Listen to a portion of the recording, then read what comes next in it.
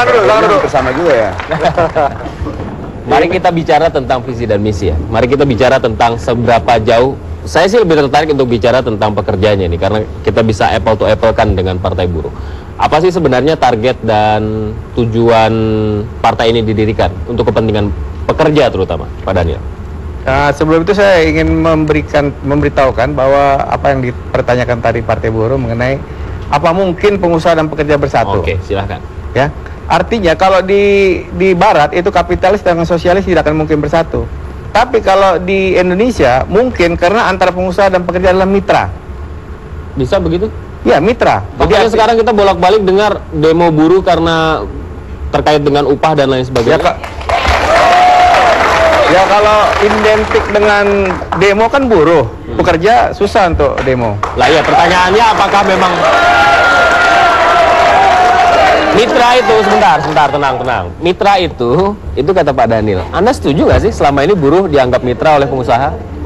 Secara teoritis di ILO iya, tetapi dalam sehari-hari dia adalah pihak yang berseberangan kepentingannya. Jadi karena itu kalau disebut bisa menjadi sama kepentingannya lalu sama dalam satu partai politik, sesuatu hal yang tidak mungkin saya kira. Apalagi perbedaan kepentingan, tentu persamaannya adalah butuh uang, bukan gitu? Betul. Tujuannya kan sejahtera. Betul. Apalagi yang dibedain? Bukan, pengusaha itu butuh kaya, buruh butuh hidup.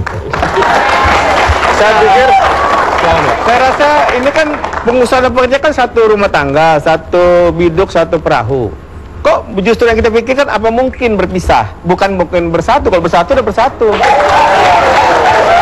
Memang dasarnya kan memang kepentingan dasarnya itu kan berbeda, tidak mungkin bersatu. Lihat aja yang sekarang, semua pengusaha rindu dengan keputusan peraturan bersama menteri. Saya kira Pak Daniel juga setuju itu. Tapi buruh di mana-mana dan pekerja di mana-mana tidak setuju atas SKB 4 menteri itu. Serikat-serikat pekerja sudah di jalan. Yang bilang setuju kan Pak Mokhtar, bahwa pengusaha setuju. Kalau kami belum tentu setuju. Jadi posisinya ada di mana? Ya posisinya karena SKB itu tidak tepat pada saat sekarang dikeluarkan gitu. Berarti menolak juga? Bukan menolak, tidak tepat. Berarti kalau misalnya waktunya tepat akan setuju? Artinya gini, kenapa harus yang dikorbankan pekerja? Ya, aturannya kalau pemerintah ingin membangun usaha, dunia usaha dengan krisis ekonomi sekarang ya, akibat globalisasi, tentunya pemerintah harus memberikan kebijakan-kebijakan, misalnya pengurangan pajak, pengurangan diberikan insentif biaya suluman dihapuskan. Pertanyaan saya kemudian, ya kan? Akankah cocok itu suatu saat? Loh, artinya kebijakan jangan menimpa usaha pekerja menjadi korban. Kan Bapak bilang SKB tidak cocok sekarang, diberlakukan sekarang. Kalau sewaktu-waktu nanti akan cocok. Kalau nanti sudah stabil, tentunya kalau SKB ini diperlukan, berarti kedua belah, artinya pasar yang menentukan. Artinya rata-rata UMP-nya itu kan bisa lebih tinggi. Gak dapat saya. Silakan. Oke, solusi. Silakan. Saya kira begini. Kita beranjak dari sistem hubungan industrial. Partai Buruh bercita-cita membangun hubungan industrial, sebuah sistem gaya hubungan industrial Jepang. Jepang. Kenapa Jepang? Karena dengan sistem itu ternyata Jepang itu menjadi buruh yang paling makmur di dunia, pengusaha yang paling beruntung di dunia, ekonomi negara yang paling kuat di dunia, dan tidak pernah ada mogok pekerja atau buruh di Jepang, dan tidak ada perselisihan yang cukup tegang di Jepang karena hubungan industrial yang ditaruh seperti Anda itu. juga setuju dengan itu, bukan? Setuju. Terus? Oke, pertanyaannya kemudian Pak Daniel bilang SKB akan cocok ketika diterapkan di suatu waktu yang tepat. Nah itu dari tadi, kalau disebut suatu ketika akan setuju SKB itu sendiri sudah bagian yang tidak bisa bersatu dengan sistem hubungan industrial yang ada di Jepang. Kenapa? Karena begini, di pasal itu ada disebut dilarang atau diminta gubernur untuk tidak menetapkan UMP di atas pertumbuhan ekonomi. Kalau pertumbuhan ekonomi 6%, inflasi 20%, apa artinya kalau dinaikkan 6% sementara inflasi 20%? Satu. Kedua, kalau pengusaha mampu sampai 25%, kenapa harus dibatasi sampai 6%? Sistem gaya Jepang itu, kalau itu mau dimaksud, itu ada persetujuan terbuka, dialog terbuka, ada open management, lalu dilihat kemampuan perusahaan yang lalu, ditetapkanlah upah tahun ini, dan bila ada untung bersih setiap tahun, ada 20% net profit itu, bagian dari buruh secara kolektif menjadi disebut bonus. Itu gaya Jepang. Sehingga rasa pemilikan itu tinggi. Dengan SKB ini tidak mungkin ada rasa pemilikan yang tinggi. Itu kan gaya Jepang. Ini gaya Indonesia lah, berbeda jauh dengan gaya Jepang. Masalahnya tadi dibilang kan setuju dengan mau gaya Jepang, kan itu sekarang. Bukan, Pak Daniel lebih spesifik bilang gini, bahwa dua-duanya harus diuntungkan. Bukan, Tadi kan saya akan bilang bisa diterapkan gaya Jepang di waktu tadi. yang cocok begitu kan? Ya, ekonomi sedang membaik. Akankah ketika ekonomi membaik itu menjadi cocok diterapkan? Apalagi ekonomi yang baik, masa dibatasi orang naik upah? Itu aja makin tidak benar.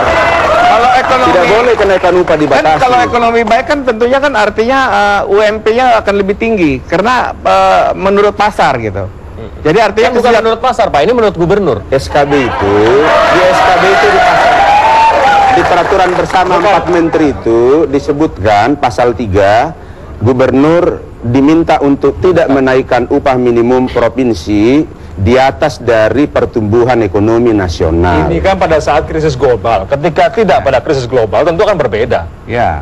Ya, Artinya bahwa bisa lebih itu tinggi. diterapkan ketika tadi kan pertanyaannya SKB ini baru pantas diberlakukan ketika ekonomi Dalam keadaan baik. keadaan baik. Menurut kami justru Artinya makin gini, tidak SKB pas. itu kan artinya kan biarlah nanti pengusaha pekerja yang menentukan nasibnya sendiri. Jangan pemerintah lagi ikut campur. Berarti Jadi Pak artinya Daniel pasar. dan partainya tidak setuju dengan SKB dong berarti, Pak? Ya nanti setelah kalau stabilitas ekonomi kita membaik, tentunya akhirnya nanti rata-rata kesejahteraan pekerja akan lebih tinggi karena ekonomi membaik. Kalau sekarang penekanan kepada upah, artinya kan pemerintah hanya menekan kepada pekerja dan pengusaha, ya dalam menekan upah sehingga diberi kebebasan, sehingga akhirnya pemerintah tidak membuat kebijakan-kebijakan yang lebih bagaimana supaya pengusaha ini bisa tidak gulung tikar. Nah, ini kan SKB kan fokusnya kan ke pengusaha, ke pekerja sebenarnya. Penetapan upah Ya. yang ditetapkan oleh daerah melalui gubernur. Sini. Sebentar. Gubernur kemudian menentukan kenaikan dan tidak boleh lebih dari pertumbuhan Ekonomi yang nasional. ada di daerah tersebut. Sebetulnya. Pak Daniel berpendapat seperti apa, Pak? Kalau menurut saya kan SKB itu kan biar pengusaha bisa menentukan upah pekerja disesuaikan dengan kemampuan pengusaha itu sendiri, sehingga tidak agar pengusaha tidak gulung tikar dan pekerja tidak pengangguran gitu. Pengalaman Anda Artinya dengan partai buruh dalam hal ini diminta untuk melihat kebutuhan perusahaan itu sendiri untuk bisa jalan.